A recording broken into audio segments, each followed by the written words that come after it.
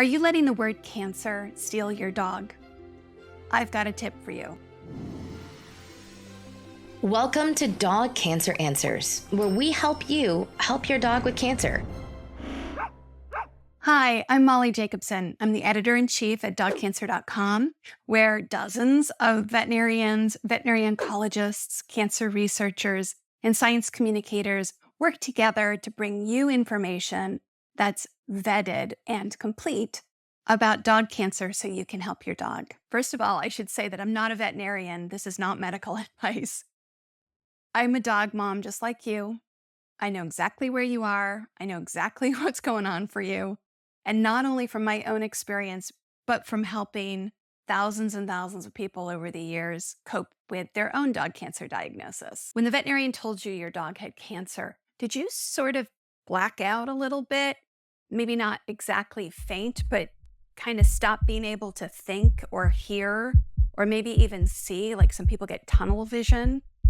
If I could take a magic wand and wave it, I would make it so that that word cancer just sort of lost its power, that it just became another word in our vocabulary and we didn't think of it as a death sentence, because that's the truth. The truth is that there are lots of things you can do for cancer, even if you don't go and get a veterinary oncologist on board and you don't do all of the treatments they suggest. There are still things you can do. I believe that even the act of taking your dog home and making them really comfortable for a little time or a long time, depending on your dog's cancer diagnosis, I believe that is a dog cancer treatment, because quality of life and increasing their joy and their happiness is something that helps them. When we are happier and relaxed and calm, we heal better. And that's true for our dogs as well. Am I saying that a good game of fetch cures cancer? Of course not. But what I am saying is that we can do a lot of things to help our dogs. And if I had one really important tip, I would say, don't let that word take your dog away from you or break your bond with your dog, because it shouldn't. It should not be able to do that. Nothing should break that bond. And I've seen it thousands of times with thousands of people in our Facebook support group, Dog Cancer Support. I've seen it in my own mind, where when our dog Kanga was diagnosed with cancer, I know I looked at her for days and thought, this dog is dying. This dog will die of cancer, and it might be soon.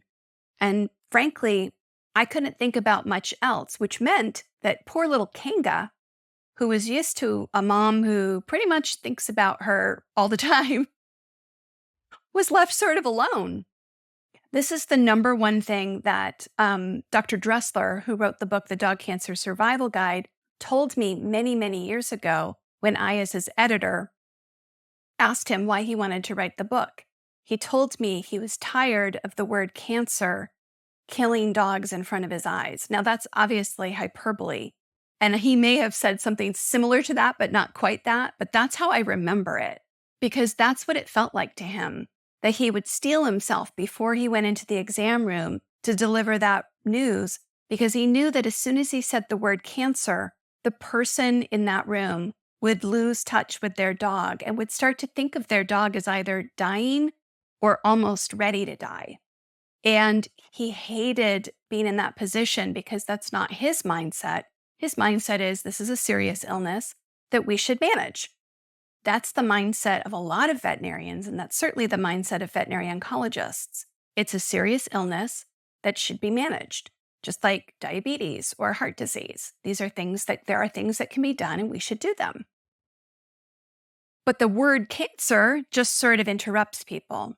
So the reason he wrote the book, and the reason I'm here today, honestly, to make this video for you, is to let you know that that word doesn't have the meaning and doesn't have the force behind it that it might feel like it does. Take the time to get help for how you feel from a counselor, a support group, some sort of a pastoral figure in your life, a sympathetic friend who also loves dogs. Don't talk about this with people who don't love dogs, because they really won't understand. But find a way to process your feelings, your grief, and your fear, and then get back to the most important work, which is loving your dog, being there for your dog. Dogs pick up on our emotions. That's not just an idea. That's now something we know.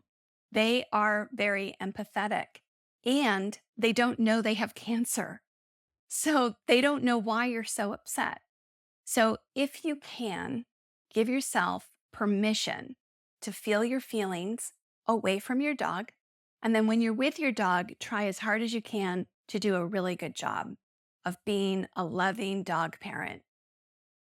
Keep up their routine schedules. Give them their meals at the same time they're accustomed to. Go for walks at the same time that you've always gone for walks. Play the play sessions. Do the things they love. Give them the treats that they are used to.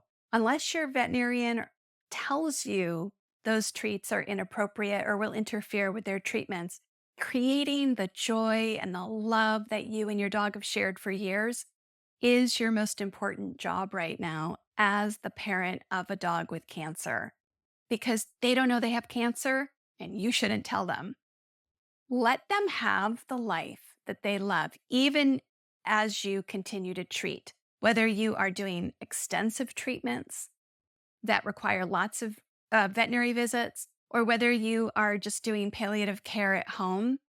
Give them the feeling that nothing has changed so that they don't worry that your love for them has changed. That's my really big tip. And some ways it's the tip of all tips. I have many more that I have formulated over the years as someone who's been watching people like you very closely as you go all the way through your dog cancer journey. I want you to know that there's real hope. It's not over.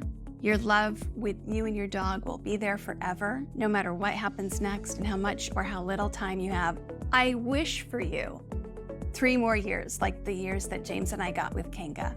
Please visit us on dogcancer.com, where we have tons of articles, and I'll put some links in the notes below. Please listen to our podcast. Dogcancer.com/podcast is where you can see it. Subscribe to our YouTube channel. Join us on Facebook in our support group called Dog Cancer Support. And I'll see you soon with the next tip.